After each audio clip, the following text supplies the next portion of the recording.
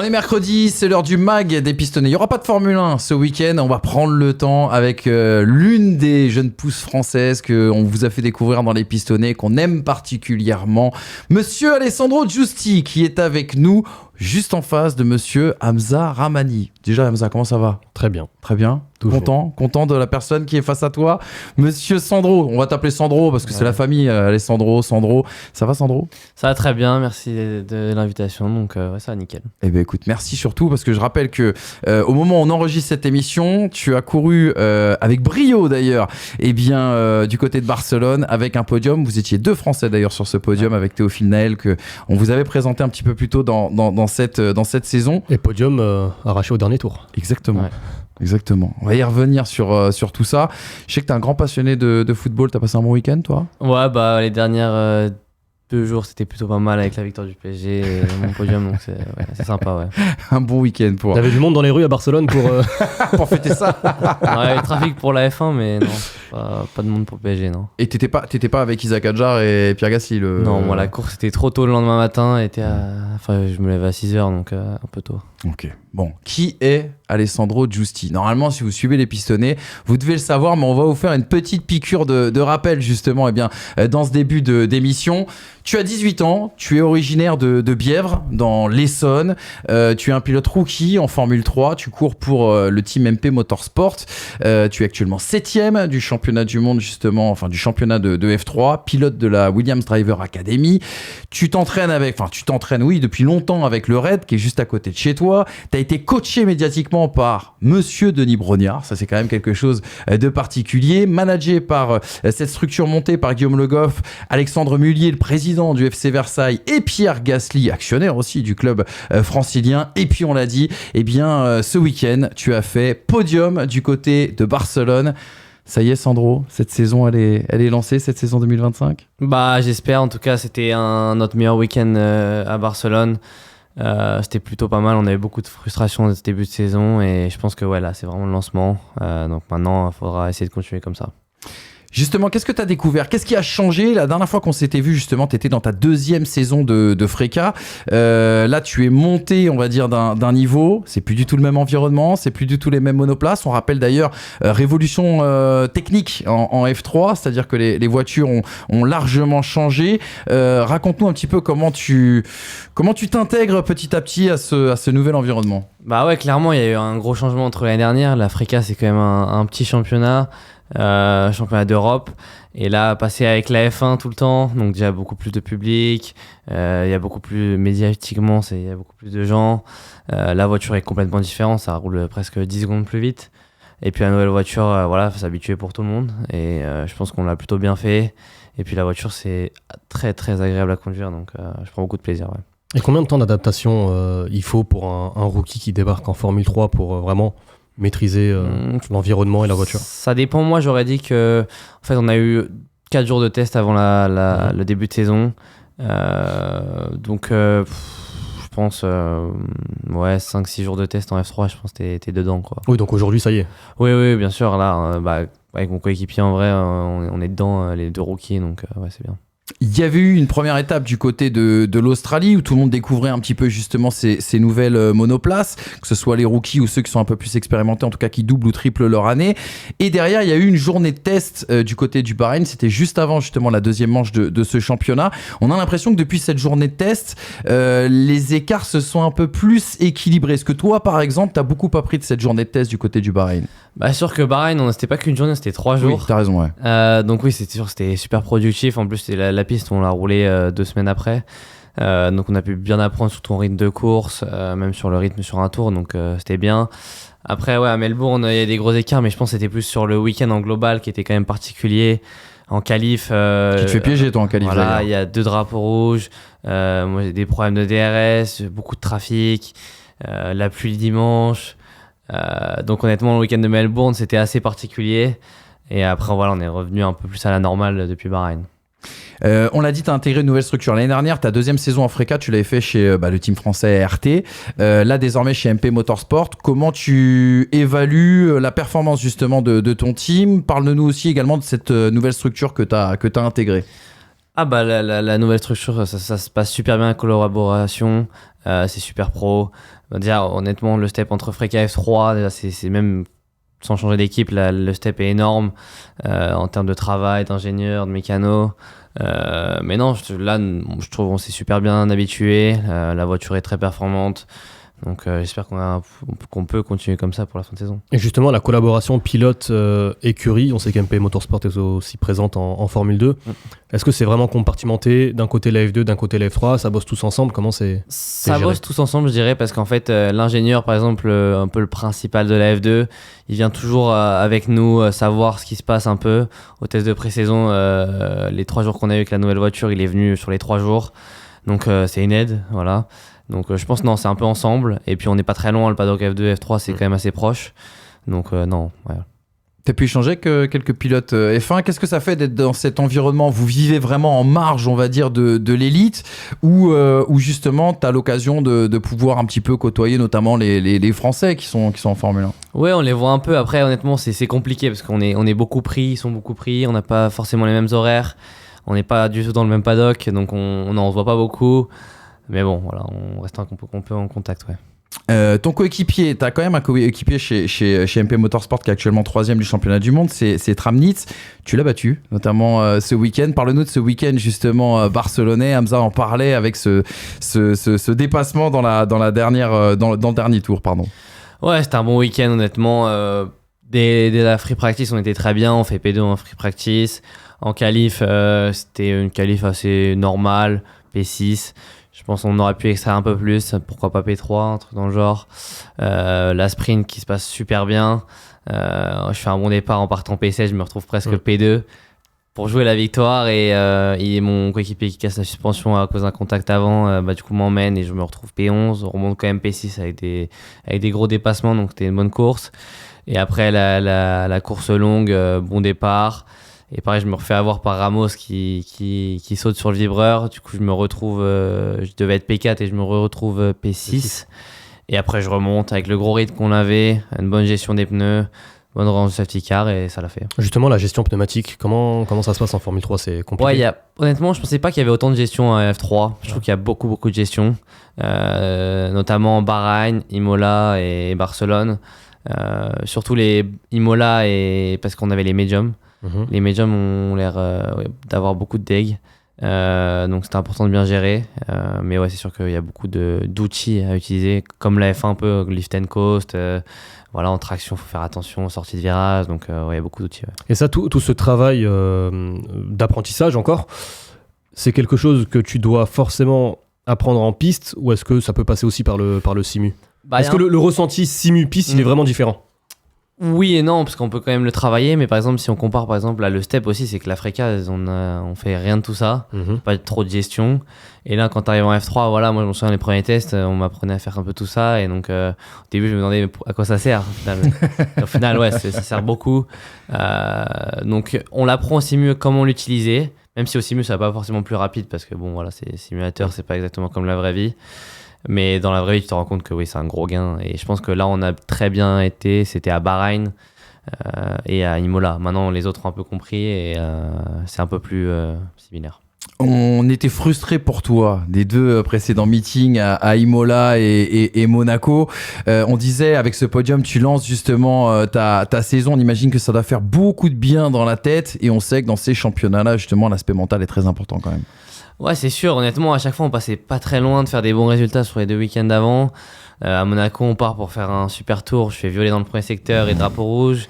Imola, pareil, je prends le drapeau rouge dans mon 2e tour. Et le 3e tour, je fais une petite erreur. Donc je pense qu'on aurait aussi pu jouer sur le podium. Mais c'est sûr de lancer, faire un podium, je pense pour l'équipe, ça fait du bien. 20 points de championnat, c'est super bien. Pour un week-end de F3, c'est bien. Donc voilà, maintenant, il faut que du positif, j'espère. C'est quoi tes objectifs justement de rookie dans cette saison de F3? Moi, je m'étais pas forcé mis d'objectifs, mais non, c'est toujours de jouer devant, d'être rapide et de se battre pour les victoires podium. Et c'est ce qui s'est passé à Barcelone. Je pense que la mentalité de Barcelone était très bonne et continuer comme ça. Et je pense qu'on pourra se battre pour des bonnes positions, même si maintenant le premier est un peu loin.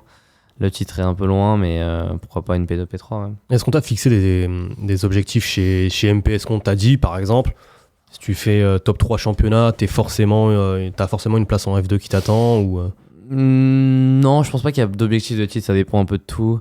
Je pense que mon rythme, et depuis le début, l'Australie et tout est très très bon. Donc maintenant, c'était juste une question de tout mettre ensemble, un peu découvrir la F3, parce que la F3 c'est quand même vachement différent. Déjà, si je prends la qualif, on met 3 pneus, 3 pneus neufs, un tour poussé par pneu, alors que l'Africain, on faisait du 5-6 tours des fois. Donc ça, c'était assez dur de s'adapter, surtout le dernier run où voilà, ça comptait. J'en faisais trop des fois. Et là, à Barcelone, je me suis mis dans le bon mood, même à Monaco. Et donc ça m'a bien aidé. Donc maintenant, il faut continuer comme ça et continuer à chercher des bons résultats. Et ça va en fait, on apprend en Formule 3 la nécessité de répondre présent sur un tour ou à un moment clé. Parce que c'est des pneus super tendres par rapport à l'Africa. Mais je pense que c'est comme la F1. Voilà, t'arrives, tu sors, un tour et c'est fini. Hein. Donc c'est important d'être là, d'être présent, pas faire d'erreurs et pousser à la limite, quoi. Hamza dit souvent dans ses formules de promotion, que ça soit la F3 ou la F2, qu'il est de plus en plus difficile pour nous, hein, d'un point de vue extérieur en tout cas, de savoir juger un pilote par rapport aux performances. On rappelle qu'officiellement on est sur des formules monotypes, mais on voit certaines disparités justement entre les teams, entre les monoplaces. Déjà ton avis là-dessus, et la deuxième question un petit peu inhérente, c'est justement, est-ce que l'impression n'est pas plus importante entre guillemets que la performance, c'est-à-dire que dans cette deuxième partie de saison, il va falloir que tu montres une certaine progression, une certaine montée en puissance justement pour convaincre les décideurs. Bah oui, exactement. Faut toujours progresser parce que le fin de saison, c'est là où on finit, donc c'est le plus important. Donc voilà. Je voulais te relancer sur la structure qui t'accompagne. On en a parlé tout à l'heure, tu as une structure assez particulière. Il y a Guillaume Le Goff qu'on ne présente bien sûr plus, qui est important dans la carrière de Pierre Gasly, qui entoure aussi également Isaac Hadjar. Il y a ton parrain, on peut l'appeler comme ça, Pierre Gasly, également qui est présent dans cette structure. Et il y a Alexandre Mullier qui était, je crois, du côté de Barcelone, si je ne te dis pas, de Monaco. Exactement. Parle-nous un petit peu de ces gens qui t'entourent, parce que ça, c'est très important quand même, arriver à ce niveau-là. Bah ouais, c'est super important d'avoir un bon entourage. Je pense que c'est à la fin de saison, on a commencé à être en contact avec Guillaume et c'est lui qui nous a beaucoup aidé pour cette saison, à être en lien avec MP, Williams, plus Alexandre Miliez et Pierre pour trouver des sponsors du budget pour cette année, parce qu'on sait que la F3 ça coûte super cher, donc fallait trouver le budget. Ouais. Exactement, Alexandre Mullier, on rappelle, qui est le président du FC Versailles. Du coup, tu es obligé d'être supporter du FC Versailles avec des parrains comme ça. Je suis un peu, mais plus j'aime bien le foot, donc bien sûr, je suis avec plaisir. Parle-nous un peu de ces personnalités, parce que c'est au-delà de leur investissement en temps, en argent qu'ils effectuent sur toi. Moi, c'est vrai qu'Alexandre, c'est quelqu'un que je connais un petit peu. C'est des gens dynamiques, c'est des gens passionnés. Raconte-nous ce qui t'apporte d'un point de vue humain, justement. Ouais, c'est un passionné. Quand je le vois, quand il est venu à Imola et à Monaco, il était les toits dans les yeux, donc il a kiffé et ça fait plaisir, hein, honnêtement, quand il était sur la grille. Je pense il est tellement passionné de Formule 1 que c'était super pour lui. Le calendrier de la F3, t'en as parlé, il est assez complexe. Vous finissez la saison du côté de Monza, si je dis pas de bêtises. Là, on est à la mi-saison en fait. Là, on est à la mi-saison, exactement. Ouais. L'été va être brûlant pour toi. Il va falloir que tu sois vraiment focus justement sur cette phase estivale où quelque part c'est là que va se jouer ton avenir. Clairement, le mois d'août, c'est avant Monza, il reste plus qu'une course. Normalement, tu sais plus ou moins ce que tu vas faire l'année prochaine, c'est de la F2, la F3, dans quelle équipe. Donc c'est sûr que c'est bien d'avoir Guillaume, The Grid Agency avec moi pour ce mois d'août. Ouais. Ça, tu parles justement de mercato entre guillemets. Le fait de savoir ce que tu vas faire l'année prochaine, ça se décide généralement en juillet lorsqu'on est un jeune pilote. L'année dernière, quand tu étais en Freca pour ton arrivée en... L'année dernière, ça fait un peu tard parce qu'on savait pas exactement ce qu'on allait faire, si on avait le budget pour faire la F3. Donc ça s'est fait en octobre, super tard. D'accord. Mais après, ce qui est la normale, juillet-août, je pense, c'est là où ça commence à se faire, ouais. T'as un plan ? Est-ce que par exemple Guillaume, Alexandre et même Pierre, en tout cas tout ton entourage, même avec ton papa Fabrice, c'est vrai qu'on en a pas parlé, c'est quelqu'un qu'on aime beaucoup nous en tout cas chez les pistonnés. Est-ce qu'il y a un plan pour toi ? C'est-à-dire, est-ce que tu sais que si tu valides certaines cases, il y aura une récompense à l'arrivée, ou pour le moment tout est incertain ? Non, voilà, c'est un sport assez incertain. Après, non, j'ai pas forcément de plan. Honnêtement, ça va dépendre des résultats, de la performance. Donc à voir, honnêtement, à voir. L'objectif pour toi, c'est de faire la bascule tout de suite sur la F2, ou tu aurais besoin d'une deuxième saison en F3 pour continuer à apprendre le métier, justement ? Moi, en performance pure, je suis qu'il n'y a pas besoin de faire une saison de F3 de plus. Après, s'il faut le faire, je le ferai, bien sûr. T'es un homme pressé, t'as raison. Ouais. Ça va dépendre du résultat, honnêtement, de cette année. Ça va dépendre de beaucoup de choses, du budget. Donc, on verra comment se passe la fin de saison. On rappelle que tu bénéficies aussi du soutien de la FFSA. Tu fais partie de l'équipe de France FFSA, aux côtés de Théophile Naël, qui est l'autre Français justement en F3. C'est comment un petit peu vos relations à tous les deux? On se connaît depuis longtemps. Ça fait longtemps qu'on se connaît. Ça fait, 4-5 ans qu'on se connaît depuis le karting. Non, on s'entend bien. Après, voilà, c'est compliqué quand on n'est pas dans la même équipe.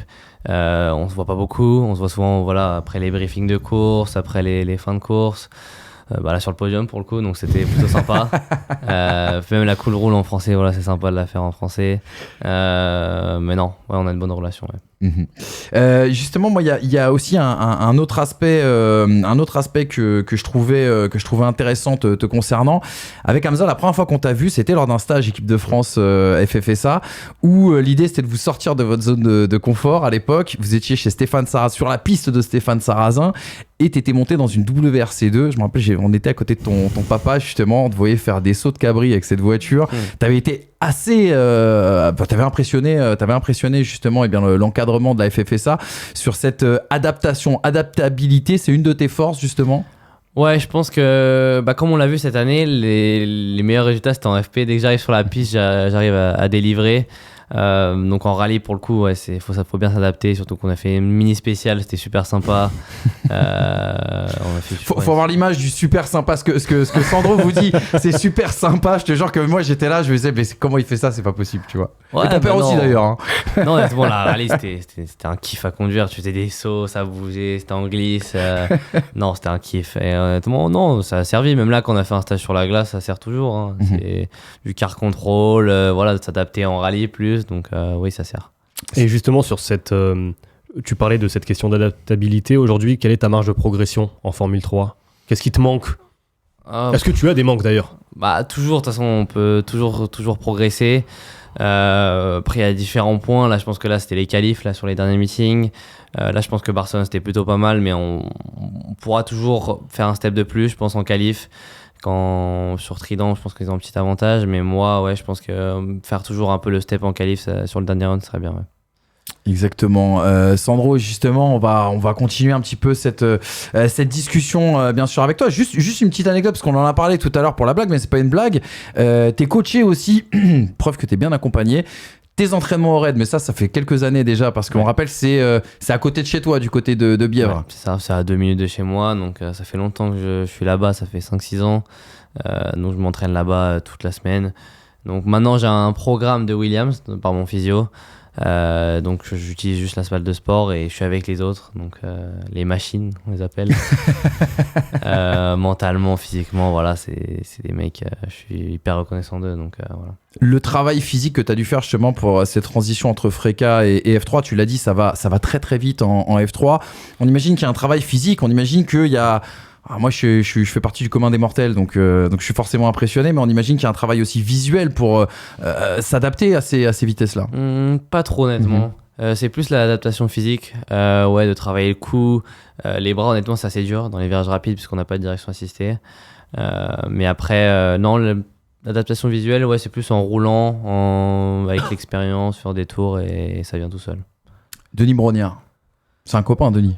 Ouais, c'est un ami de mon père. En fait, il habite dans la même ville que moi, donc ils se sont rencontrés par hasard. Hein, donc, bien avant que je commence le karting. Sur quoi il a pu t'aider justement, Denis Brognard, au moment où, quand tu le côtoies, quand vous échangez? Au tout début, c'est lui qui nous a un peu mis en fait, en karting. On avait fait 2 saisons. Et c'était au niveau national, mais le step, on l'avait pas encore fait. Et en fait, il nous a mis en lien avec le président de la FFSA pour qu'on fasse le junior karting. Ouais. Donc là on a tous les mêmes kartings, c'est à 5 manches, donc c'est un championnat de France, et là on l'a fait et c'est lui qui nous a mis en contact avec ça, donc il nous a aidé par la suite à faire la F4 et tout, donc, et après aussi il a fait un peu du media training avec moi. Donc le jour où on a un Koh-Lanta avec des sportifs, tu seras dedans, c'est sûr. On peut penser à toi. Ça te dirait, toi, de faire Koh-Lanta? Pas maintenant, mais pourquoi pas? C'est sympa. On a eu Franck Leboeuf, Jamel Bourras, Ty Chris. Et pourquoi pas Alessandro Giusti dans quelques semaines et dans quelques jours. Tes passions, Sandro, on a dit, t'es un grand passionné de sport, t'es un grand passionné de foot. Comment on occupe à ton âge c'est sa vie en dehors justement de tout le temps que te prend le sport automobile?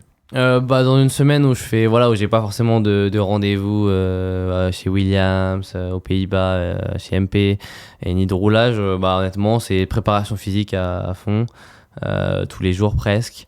Et puis après j'essaye de reposer. Là par exemple on a eu un triple header, donc il faut bien recharger les batteries.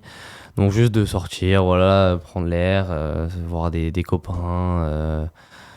La vie d'un jeune normal, en fait. En fait, c'est ça un peu. Donc, vu que ça fait 3 semaines qu'on est sur des meetings, on est sport auto, c'est bien d'un peu être, on va dire, libre. Ouais. Question bête, mais tout à l'heure, tu parlais du fait de courir le matin. Est-ce que tu penses que tu es avantagé ou désavantagé, même pas toi personnellement, mais plus globalement les pilotes, quant au fait de courir très très tôt? Je pense Barcelone surtout, la température de piste quand tu as une course de F1 à 15h à peu près, que vous courez beaucoup plus tôt le matin. Est-ce que forcément c'est une gestion qui est différente dans la construction de ton week-end? Oui et non. Après moi je suis pas fan de rouler le matin parce que je suis pas très du matin. Et lever 6h je suis pas très fan. Après oui c'est sûr qu'il fait plus frais, mais par exemple à Bahreïn nous on roulait à midi je crois, ou 11h la Future Race, et donc là c'est là où le soleil l'UV il est énorme à Bahreïn, et eux ils roulaient plus tard, donc ça dépend des meetings. Après pour le coup rouler à 15h ça m'a pas dérangé, mais non. Prépare-toi, ça peut vite arriver, hein. Et les courses à 15-16 heures et tout, c'est tout ce qu'on te souhaite. Je crois qu'il y a une anecdote intéressante en karting. On m'a raconté, il y a pas longtemps, on m'a raconté ça d'ailleurs, que tu aurais battu un record en Ile-de-France qui était détenu par Isaac Hadjar. C'est vrai ça? Non. D'accord, vous n'avez pas roulé sur la même piste où lui avait établi un record et toi t'aurais poncé Vissou. cette.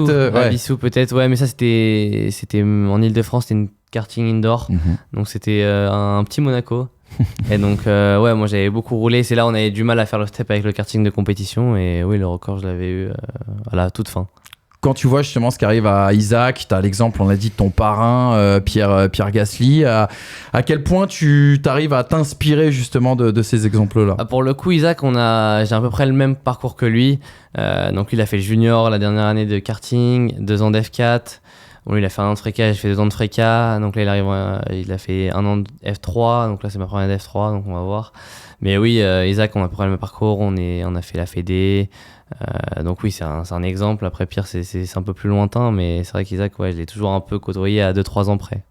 À ton âge, dans ta tête, la F1 aujourd'hui, c'est une obligation, ou on l'a dit avec ton sens de l'adaptation, ton amour du sport automobile au sens large, parce que on faisait la réflexion avec Hamza la première fois qu'on t'a rencontré, on s'est dit lui il a un truc, c'est un vrai racer en fait. Est-ce que la F1 c'est une obligation, ou est-ce qu'aujourd'hui l'idée c'est surtout d'être un pilote professionnel? Là aujourd'hui je pense que l'objectif c'est la F1. Honnêtement en plus quand je suis arrivé là cette année avec les meetings de F1 où tu vois les pilotes, ça donne tellement envie. Des fois, je vais sur la piste, je regarde les autres rouler en F1. Je me dis, ah ouais, c'est là que je veux être. Et même de voir Isaac, Kimi Antonelli, que moi j'ai roulé avec, ça fait un peu bizarre de les voir rouler. Donc là, j'ai envie d'être en F1, c'est sûr. Parmi les mecs avec qui tu as roulé justement, je pense en Freca, ça peut être même aller en F4 par le passé, c'est qui le jeune pilote que tu as trouvé le plus impressionnant? Le mec qui t'a le plus marqué? Ça peut être aujourd'hui en F3, hein, ça peut être notre ami Camara par exemple. J'en ai eu en FK, c'était Hugh Barter, mon rival. Mais après, Anthony, c'est sûr que c'est impressionnant. Quand je l'avais eu la première année de Freca. C'est vraiment un crack? Oui, c'est un super bon, il mérite la F1. Après, je pense qu'il a été super vite, honnêtement. Là, en 2 ans, passer de Freca à F1, c'est super rapide. Donc c'est normal que je pense que des fois, il doit être un peu galéré. Et même mentalement, ça doit être dur. C'est là qu'il a dit à Imola, il était un peu fatigué parce que il était en Freca il y a 2 ans. Mais oui, c'est un crack, c'est sûr. Et justement, tu parlais de Formule 1, on voit ton t-shirt Williams. Déjà, comment s'est fait la collaboration, comment a débuté la collaboration? Et puis, dans un second temps même, Est-ce qu'aujourd'hui, chez Williams, on établit un plan pour les jeunes pilotes? Est-ce que l'objectif de Williams, c'est avant tout de former des pilotes? Peu importe la finalité, que ce soit du WRC, de la Formule I, etc. Ou est-ce que c'est de former les futurs pilotes Williams, sachant qu'il y en aura forcément qui seront déçus? Avec Williams, ça s'est fait fin de ma première année de FRECA. Donc j'avais fait premier au Castellet, premier à Spielberg, premier à Monza, et c'est après que j'ai commencé à prendre contact. En fait, j'ai pris contact avec ART et Williams en même temps, et c'est là où ils nous ont proposé un package de faire la FRECA avec eux l'année prochaine, avec le soutien de Williams. Donc ça s'est fait comme ça. Et après, le plan, je pense que eux, c'est de former les pilotes Williams F1. Parce que qu'on est en WRC, ça ne change rien. Donc le but c'est vraiment qu'on soit le meilleur possible et qu'on arrive en F1 au top niveau. Le fait que l'année dernière tu aies piloté chez ART conditionnait le fait que tu rentres chez Williams ou l'inverse, c'est ça? C'était lié en fait ces deux questions? C'était un peu lié. Donc si j'allais chez ART, j'avais Williams, et il y avait notre équipe aussi, et là j'avais pas forcément Williams. Donc on a décidé de prendre ART qui était une super équipe de FRECA, donc avec le soutien, et donc ça s'est bien passé, et donc voilà, en F3 avec MP maintenant. Ça consiste en quoi le fait pour des gens, tu vois, encore une fois, le commun des mortels qui nous regardent aujourd'hui, ça consiste en quoi de faire partie d'une académie? C'est un soutien financier, c'est un soutien logistique, c'est un soutien, je sais pas moi, d'accompagnement. En quoi ça t'aide en fait? Ouais, c'est un gros soutien. Je pense que tout le monde connaît le soutien financier. Ouais. Ça te paye toute ta saison par exemple? Ah non. Mais non, on a le soutien aussi physio, donc j'ai un physio avec moi tout le temps. On a des nutritionnistes, prépa mentale. On a plusieurs trucs sur juste nous.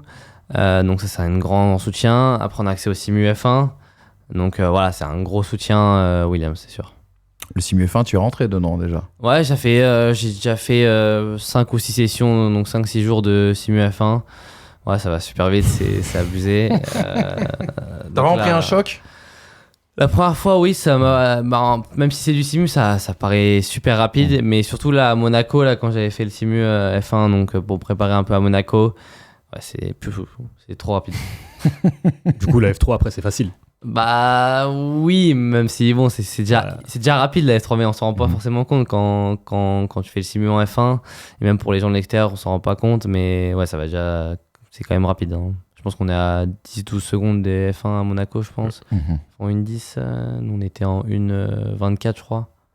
Donc c'est quand même assez rapide, ouais. Et le plan de développement chez Williams, aujourd'hui tu es en Formule 3, est-ce qu'on te donne pas forcément des objectifs, mais un plan de carrière? Est-ce qu'on te dit, voilà, idéalement, nous, le chemin qu'on aimerait t'offrir, c'est ça l'année 1, ça l'année 2, ça l'année 3, ou est-ce que c'est vraiment dépendant de tes résultats déjà? Voilà, ça dépend des résultats, ça dépend des places qu'il y a en F2, ça dépend après des places qu'il y a en F1, donc il n'y a pas forcément de plan. Après, le but, c'est toujours de performer et toujours donner le meilleur de soi. Qu'est-ce qu'ils attendent de toi, Williams? Je parle pas de ce que tu fais en F3. Je sais que t'as été amené à aller, justement, tu nous l'expliquais, à l'usine à Grove. C'est quoi ton rôle en fait auprès de Williams? Mon rôle dans l'académie, c'est que le but, c'est qu'un jour je deviens pilote de F1 pour eux. Après, voilà, j'ai fait un peu du travail au Simu Williams pour Barcelone. Ils ont commencé à faire un peu du développement. Donc là, c'était sur l'essence. Hein. Donc c'était sympa. Après, je leur sers pas à grand chose pour le moment. Là, ils ont Victor et Luc en F2, mais par la suite, voilà, ça pourrait. Luc Browning et Victor Martins qui a fait justement cette séance d'essai libre 1 ce week-end du côté de Barcelone. T'as des échanges justement avec Victor depuis qu'il a intégré, je sais que t'en avais avant, mais est-ce que t'en as un petit peu plus maintenant qu'il a intégré la Williams? Ouais, Victor, ça fait longtemps que je le connais. Après, plus non, parce que comme je l'ai dit, en fait, en F3, F2, on est tellement chargé que c'est compliqué de se voir. Mais ouais, je l'ai vu un peu là quand il sortait de la F1, il m'a dit c'était un truc de malade. Juste de rouler en F1 pendant une séance. Donc ouais, Victor, ça fait longtemps que je le connais, donc c'est sympa pour lui. Justement, on parlait et ça c'est une question qui nous intéresse beaucoup avec Hamzat, c'est nous on commence à vieillir un petit peu, on a grandi avec les hégémonies Williams, avec cette écurie on va dire mythique.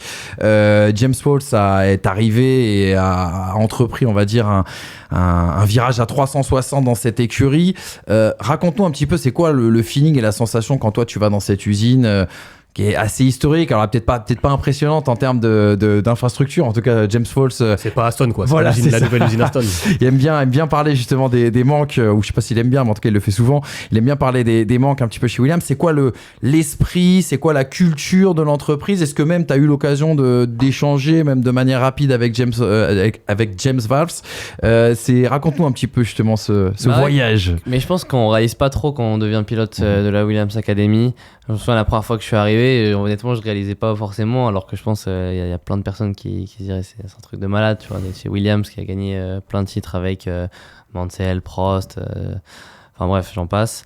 Et non, la structure est énorme, honnêtement, c'est énorme. Déjà, juste de voir le simu F1, c'est super grand. Et oui, James, en fait, quand je suis arrivé, j'ai eu un entretien avec lui pendant 1 heure. Donc, c'est lui qui m'a appris un entretien. Donc, oui, je l'ai rencontré. C'est un super mec, je pense, c'est un super team boss. Et je pense qu'il fait du très bon boulot pour remonter Williams au top.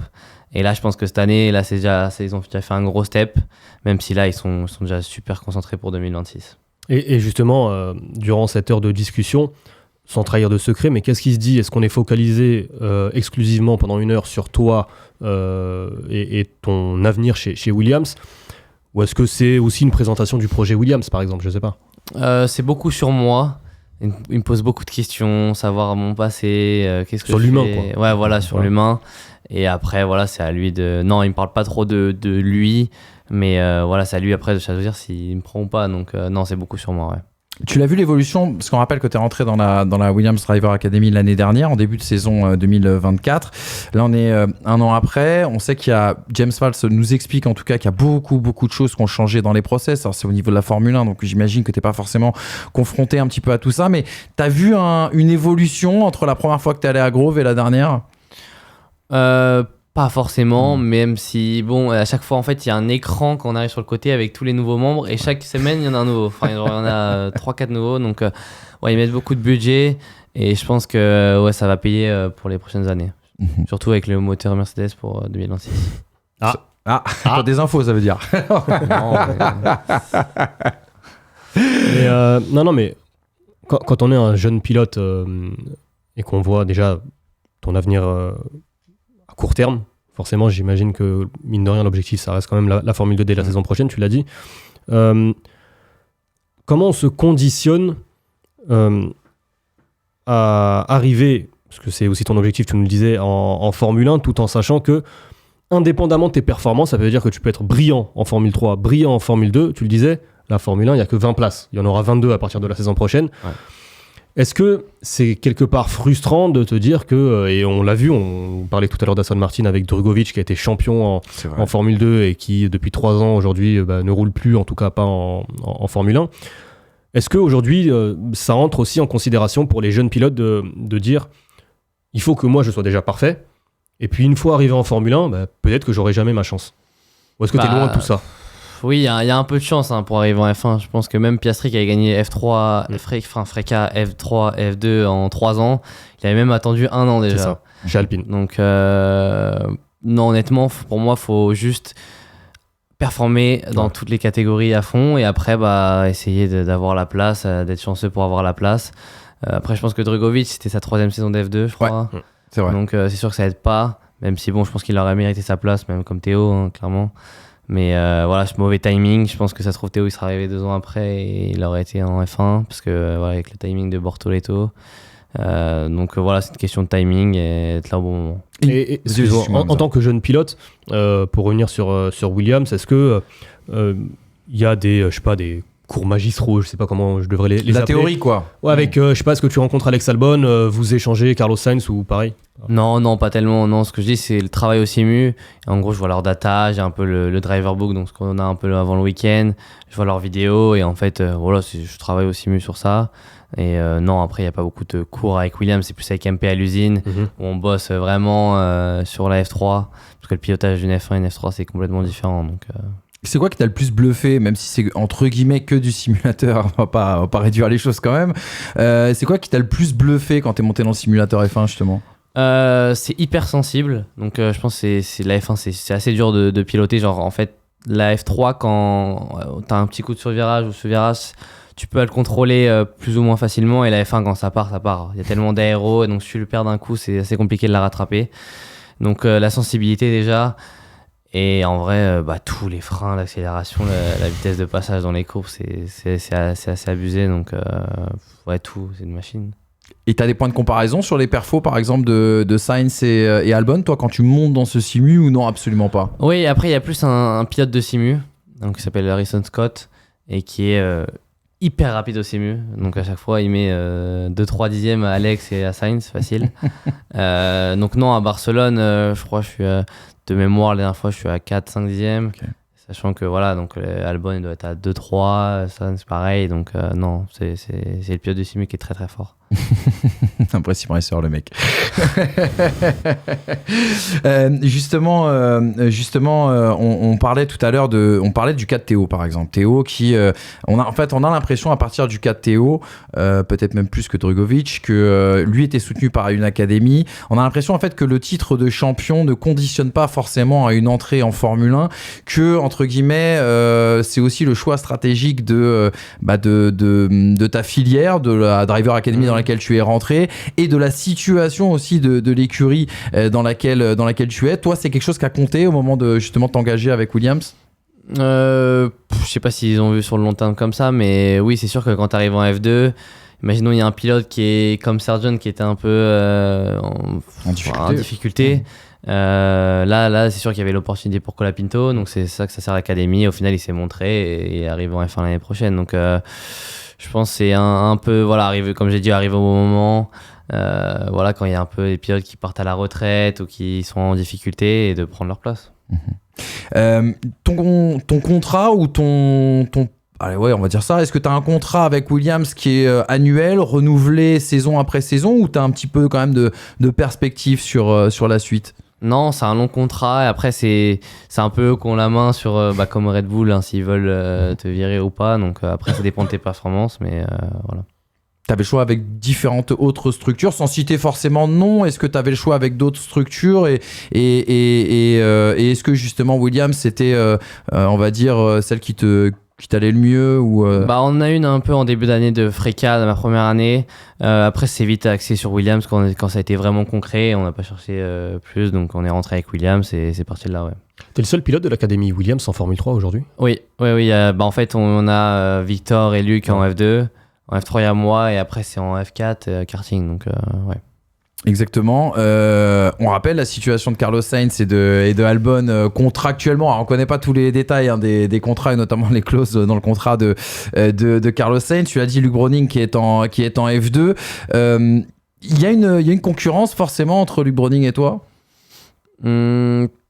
Oui et non, parce que on n'est pas vraiment dans le même championnat, donc il n'y a pas forcément de concurrence, même si faut le battre parce qu'au final il est dans la même académie que toi. Après ça dépend de l'année, de sa saison, de ses performances, donc beaucoup de choses. Il y a Victor aussi, hein, donc avoir de leur test en F1 ça joue aussi sur ça, donc ouais. On parle beaucoup de culture. En fait, ces dernières semaines, on a beaucoup parlé, du cas Lewis Hamilton chez Ferrari. Lewis Hamilton, le flegme britannique dans une écurie où la passion dépasse la raison avec un caractère très latin. Toi, t'es français. T'as quand même intégré une structure justement britannique. Explique-nous un petit peu en termes d'intégration, comment ça se passe quand on a un petit français qu'on arrive à Grove? Non, c'est passé très bien, honnêtement. Ce qui était un peu dur, c'était mon anglais parce que ils ont un accent assez prononcé. Ouais, voilà. Et mon anglais était pas top quand je suis arrivé, donc comme ça m'a aidé à le développer. Mais non, c'est super bien passé, honnêtement. Comment ils travaillent, je travaille beaucoup avec ceux qui bossent dans le sim, mais en tout cas ceux qui travaillent dans le sim, ça se passe super bien, donc non. Et sur un mois, quelle est toi ta marge de travail avec MP, avec Williams? Combien de fois tu te rends dans les différentes usines? Comment ça se passe? On va dire Williams, c'est à peu près une fois par mois, donc j'y vais 2 jours à peu près. Alors que MP, c'est un MP, si je prends le mois de mai, j'y suis allé 3 jours en début mai et 1 jour de sim avant chaque course, donc j'ai été 6 jours quand même chez MP. Donc j'ai quand même plus chez MP parce que ils ont la F3 au simu, ils sont vraiment axés sur la F3. Donc si on va dire 7 jours, 6 jours MP et 1 ou 2 jours Williams. Et quand tu vois que t'as de la concurrence déjà forcément en interne chez MP pour accéder à la Formule 2. Pareil, là aussi, l'impression que tu laisses, est-ce que là aussi tu as des discours justement sur le travail la marge de progression, si par exemple tu pars sur une échelle de 0 à 100, tu étais à 50 et que tu arrives à 90 à la fin de la saison, est-ce que tu sais si pour MP ça compte plus que les performances, enfin que les résultats purs plutôt. La progression que tu peux montrer sur un an ou sur 6 mois, parce que finalement la saison se termine au mois d'août, est-ce que c'est plus important? Je dirais qu'il y a un peu de tout. Il faut des résultats parce qu'il faut se montrer pour les sponsors, pour avoir le budget. Après, pour eux, voilà, c'est de la performance pure. Je pense qu'ils l'ont vu. Après, à voir honnêtement de comment se passe la fin de saison. Mais je pense qu'il y a un peu des deux. Et puis je rappelle juste qu'en Formule 2 chez MP, alors ça ne veut rien dire, mais ça veut aussi dire quelque chose. Richard Verschoor, je crois que c'est sa 5e saison, 4e, 5e saison. C'est le plus ancien, je crois, du plateau aussi. Donc potentiellement, c'est vrai que naturellement, comme ça de l'extérieur, je sais pas si c'est le cas, mais tu peux te dire il y a une place qui pourrait se libérer l'année prochaine. En tout cas, s'il y a un jeune bon derrière qui pousse un peu, on se dit qu'on pourra peut-être lui faire la place, quoi. À voir honnêtement. Après oui, Richard c'est quand même un très très bon pilote honnêtement. Je pense qu'il est très très fort. Donc je pense qu'ils l'ont pris parce que l'année dernière ils étaient un peu en difficulté parce qu'il y avait Pinto qui est parti en milieu de saison, Auger qui était en difficulté. Mais voilà, là honnêtement je crois qu'il est 2e du championnat. Donc ça se passe super bien.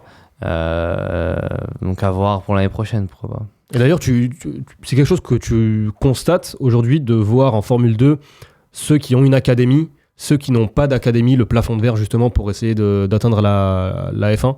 On parlait tout à l'heure de Drugovic. Drugovic, il signe chez Aston après son titre. Exactement. Il n'avait pas d'académie avant, ouais. Ah sûr, c'est bien d'avoir des liens le plus tôt possible. Comme ça, tu crées le lien avant d'arriver en F1. Et c'est sûr que ceux qui n'ont pas d'académie comme Verschoor qui se battent pour le titre, c'est que voilà, il n'aura pas sa chance en F1, je pense. Après, on l'a vu, les Lindblad, les Browning, ils ont leur académie. De ceux qui jouent devant, souvent, ils ont déjà des académies. Ou alors, voilà, c'est ceux qui ont déjà fait 4 ou 3, 4, 5 saisons de F2. Donc, eux, ils auront, je pense, pas leur chance en F1. On a parlé tout à l'heure... Et tu nous en as parlé, mais James Vowles en a parlé largement. On sait que Williams c'est l'une des premières écuries justement à s'être recentrée sur la saison prochaine et sur le développement de la voiture de 2026. Est-ce qu'il est prévu par exemple cette année que tu puisses la tester cette auto en simulateur, bien évidemment? Bien sûr. Là ils sont en train de créer le nouveau simu. Donc il devrait arriver en juillet, août. Et le plan, voilà, dès que je finis un peu la F3... je veux tester celle de 2026, ouais. C'est quoi ton programme? On sait qu'il y a des pilotes, notamment en Formule 3, lorsqu'ils arrêtent leur saison au mois d'août, à cause du calendrier, ils ont une demi-saison supplémentaire, ça peut aller au Moyen-Orient ou ça peut aller ailleurs. Est-ce que toi, tu sais ce que tu feras déjà entre septembre et décembre? Pas du tout, ça dépend de ce que je vais faire l'année prochaine. Ouais. Donc je pense que par exemple, si on est amené à faire la F2, je pense que pourquoi pas faire les 3 dernières courses de F2 ou 2 dernières courses de F2. Après, si on fait la F3, il y a direct 2-3 tests de F3 en octobre. Donc ça dépend beaucoup de ce que je fais l'année prochaine. Après, voilà, beaucoup de préparation physique entre septembre et décembre. Continuer d'apprendre et d'être prêt pour la saison 2026. Et justement, tu as une idée du moment dans ton année où tu verras plus clair sur ton futur. Je suis désolé, on t'emmène tout de suite sur le futur alors que tu n'es même pas que tu es tout juste à mi-saison, ta saison de F3. Mais ouais, tu as une idée du moment où tu auras un peu plus de visibilité? Moi je dirais que là après les 2 prochaines courses ça devrait commencer à bien parler et commencer pour la saison prochaine, et en juillet je pense il y aura en juillet-août ça va commencer à se faire, je pense. Sur les courses qui te restent à disputer justement en F3, est-ce qu'il y a certains rendez-vous là que tu as coché sur le calendrier en disant celui-là c'est pour moi, ou t'as à diète quoi, tu vois le côté Moi j'ai toujours bien aimé Spielberg. Spielberg ça a toujours bien fonctionné en FRECA. Je fais premier, deuxième, troisième là-bas. Sur 4 courses, donc ça a toujours bien marché. C'est un circuit que j'aime bien. Après il y a Silverstone, donc 2 circuits que c'est à la maison là, Silverstone. Ouais voilà, et puis non honnêtement le circuit est très très sympa, donc on verra. Je pense en F3 ça va être sympa, même Spa, Hongrie, c'est des circuits assez sympas, donc à voir. C'est des circuits les 4 prochains que j'apprécie beaucoup. Donc j'espère qu'on va pouvoir garder ce rythme, ouais. Et inversement, est-ce que sur les 5 premiers circuits que tu as fait, il y en a qui sont surcotés? Je rappelle, tu as fait Melbourne, Sakir, Imola, Monaco, Barcelone. Et Barcelone. Barcelone, je suis pas très fan du circuit, c'est un peu plat en fait, on roule tellement là-bas que c'est un peu l'habitude. Après non, tous les débuts, Melbourne, un circuit incroyable, en moitié en ville, on peut dire. Ambiance de fou, paraît-il. Voilà, ambiance incroyable, ça va super vite parce que les murs sont proches, dans un parc, même le circuit est assez atypique. Après Bahreïn, c'était ma première fois, donc c'était sympathique. Après, je pense que c'est pas un circuit exceptionnel quand on fait comme Barcelone. Hein. Trop de gestion de pneus en plus, ça doit être frustrant pour un pilote. Moi j'aime bien, justement, j'aime bien gérer les pneus. Après, on a eu Imola, c'est mon circuit préféré. Malheureusement, je sais pas s'il va être au calendrier l'année prochaine. Monaco, voilà. C'était incroyable. On peut dépasser en Formule 3 à Monaco. On refait le débat encore.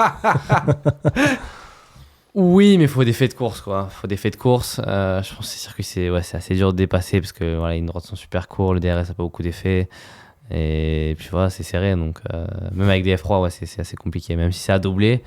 Parce que voilà, la course longue, je crois, j'étais 13e et je finis 10e. Mais c'est sûr, c'est plus simple que la F1, mais c'est quand même assez compliqué.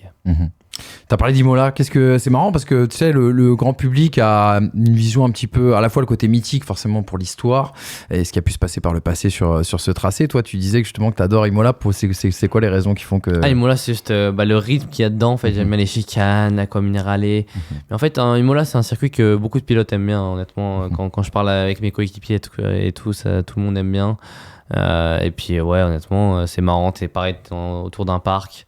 Donc l'ambiance est bien et ouais, le circuit, honnêtement, c'est un kiff. Et puis il est vallonné. Exactement. Enfin, c'est on vrai. le voit pas beaucoup à la télé, on le remarque un petit peu. Aussi, très boosté. Mais ouais, paraît-il, c'est quand même très... Tu montes et tu descends, notamment le passage à Aqua Minerale et quand tu montes jusqu'à la chicane. Du monde, honnêtement. Tu descends, compression, et après il faut direct remonter. Ouais, c'est assez sympa. Et même la chicane, hein, c'est assez sympa à passer. Qu'est-ce qu'on peut te souhaiter, Sandro, pour la suite? C'est quoi ton prochain meeting, on a dit? Excuse-moi, Spielberg, ouais, exactement. Ça va arriver dans 3 semaines. 3 semaines, exactement. Qu'est-ce que tu vas faire là dans les 3 semaines qui viennent? Tu vas souffler un petit peu? À part la préparation physique, j'ai compris que ça allait bosser, ça allait transpirer au raid un peu avec les machines. Après, non, voilà, c'est de recharger les batteries. Je pense que 3 semaines, c'est même pour les ingénieurs mécanos, c'est long. Nous, ça fait presque 1 mois qu'on est parti parce qu'on a eu le simu avant en préparation. Donc voilà, recharger les batteries pendant 1 ou 2 semaines. Et puis après, direct se refocus pour Spielberg et voilà, et essayer de jouer devant et de se battre pour les victoires. Pour préparer un Spielberg, par exemple, t'as le simu. Est-ce que tu estimes déjà faire assez de simu pour préparer une course? Est-ce que, je sais pas, les jeux vidéo, ça t'aide? Est-ce que tu joues d'ailleurs? Est-ce que t'es un joueur? Je joue un peu. Ça m'arrive de jouer à FIFA. Là, je vais jouer dans le... Ça va pas t'aider pour Spielberg. Ouais, non. Je vais acheter le F125, je pense, pour tester. Mais après, non, ça aide pas du tout, je vous le dis. Après, il y a plus ou... Par exemple, à Monaco, on a fait 3 séances de simu. À Spielberg, ça va être une séance. Monza, ça va être une séance. Silverstone, ça va peut-être 2 séances. Ça dépend du tracé. Spielberg, voilà, tout le monde un peu le connaît. C'est pas un circuit hyper compliqué. Ouais, ça se tourne en 1 minute en F1, 1 minute 20 en F3. Donc, on va faire une journée de simu, mais voilà. Et en quoi consiste une journée au simu en F3? C'est toute la journée? C'est une demi-journée? C'est une journée. En fait, on est 3, donc on roule pas énormément. En fait, on fait un peu une simulation du week-end. On fait 2 FP, 2 qualifs et une course. Donc c'est assez simple. Pourquoi la course en fait qu'une? Parce que voilà, comme je l'ai dit, c'est pas vraiment hyper réel, la dégradation, la température, les dépassements, voilà, les DRS, hein, tu peux pas trop prédire. Donc on essaye de juste appliquer les outils qu'on a au simulateur. Mais après voilà, 2 FP, 2 qualifs pour se mettre dans le bain. Et en termes de météo, on sait que les simus, on peut faire tout et n'importe quoi avec. Est-ce que vous vous préparez selon une météo prévisionnelle? Est-ce que non? Non, en tout cas la pluie non, ça c'est jamais roulé dans un simu où il y avait la pluie en F1. Parce que c'est inutile ou parce que c'est... En fait la pluie c'est tellement imprévisible, tu peux avoir une énorme pluie, ça, tu vas être 10 secondes plus lent, une pluie ridicule où tu vas être 10 secondes plus rapide, donc c'est tellement imprévisible la pluie. Donc non, après les conditions on a déjà fait avec du vent. Par exemple à Barcelone il y a beaucoup de vent de face quand on arrive, donc oui on en fait, mais voilà. C'est un peu par hasard. Et ça change la donne. On sait qu'en F1, les pilotes, depuis les modèles 2022, s'en plaignent beaucoup. Par exemple, en F3, suivant l'orientation du vent, suivant la force aussi également du vent, c'est quelque chose qui peut changer vraiment ton appréciation sur la piste? C'est sûr que ça change. Surtout, par exemple, là, à Barcelone, quand on a le vent de face, on peut freiner 10-15 mètres plus tard. Et à l'inverse, si on a le vent de dos, 10-15 mètres plus tôt. Donc ça dépend. Après, les F3 sont pas très sensibles au vent durant fin de freinage, des virages, tout ça, comparé à une F1, je pense. Mais c'est sûr, il faut le prendre en compte. Si on arrive, voilà, comme je l'ai dit, le dernier round de qualif, il y a un peu plus de vent, ça souffle plus, tu freines 1 mètre trop tard, et ben voilà, ton tour il est fichu et tu pars 13e, 14e. Et ça, c'est une information qu'on te donne ou tu le ressens tout de suite? Faut le donner parce que la première fois qu'on push que 1 tour, donc faut l'avoir. Et faut pas faire l'erreur, quoi. C'est quoi, c'est en gros, tu rentres dans le dernier secteur, on te dit attention, le vent à ce moment-là il est comme ça? Je sais pas s'il bouge, mais avant de partir, quand on est dans les stands, voilà, on dit le vent est comme ça, comme s'il a bougé. S'il bouge pas, voilà, on dit pas grand-chose. Mais voilà, comme je l'ai dit, le dernier run, souvent il y a des gains de 4-5 dixièmes. Donc tu peux être premier au deuxième run, premier au premier run. Et au troisième run, si par exemple tu as le vent, tu te loupes un peu, tu freines trop tard, tu peux te retrouver 15e alors que tu étais premier les 2 premiers runs. Donc c'est ça qui est assez dur en F3, qui n'est pas forcément F2 et F1. Donc c'est là où j'ai eu un peu de mal en début d'année, mais voilà. Ça fait partie de l'apprentissage. Tu sais, Isaac nous avait raconté justement dans tout son travail à l'époque où il était venu la première fois chez les Pistonnés. Il nous avait raconté que chez Red Bull, il existait quand il allait en simu le concept, tu sais, du Helmut Lap. C'est-à-dire qu'en fait, tu montes dans l'auto, t'enchaînes les tours de qualif et à un moment donné, l'ingé te dit... Maintenant, c'est le tour chronométré, c'est le seul tour en fait que je vais garder et que je vais envoyer à Helmut Marko. Alors, je sais qu'Helmut Marko est pas chez Williams, mais est-ce qu'il y a un équivalent d'Helmut Marko chez Williams à qui justement on envoie un tour parmi, je sais pas moi, les. Même si c'est pas le meilleur. Même si c'est pas le meilleur, exactement. Non, pas trop, non. Ça dépend. On fait un peu chez MP, on l'a fait à Monaco pour le coup. Ouais. En fait, on nous a dit, on nous mettait des red flags, on n'avait qu'un tour. Donc c'était bien parce que la preuve on a eu des red flags pendant la course mais non après il n'envoie pas je sais pas qui mais non c'est important de bien s'habituer c'est sûr avec la pression délivré bien sûr sur un moment. Voilà, en tout cas, je crois qu'on a fait le tour. Hamza, tu as d'autres questions pour notre ami Sandro. Il nous reste juste à te dire qu'on te souhaite le meilleur, Sandro. On continue de suivre tout ça. On en parle dans les Pistonnés. Dès que ça performe, généralement, on ouvre nos débriefs sur justement tes performances, celles de Théo, celles de Victor aussi également, bien sûr, en F2 ou de Sami Meghetounif. On va suivre ça avec beaucoup d'attention. N'hésitez pas, vous, chez vous, à aller donner beaucoup de soutien aussi également à notre ami Sandro. Puis on a hâte de venir te voir un peu sur les pistes, là, voir le travail de l'ombre. Tu sais, nous, je t'ai dit, on fait partie du commun des mortels. Donc c'est pour nous toujours enrichissant de voir des jeunes garçons comme toi, en tout cas, à l'œuvre. Merci beaucoup pour l'invitation, en tout cas.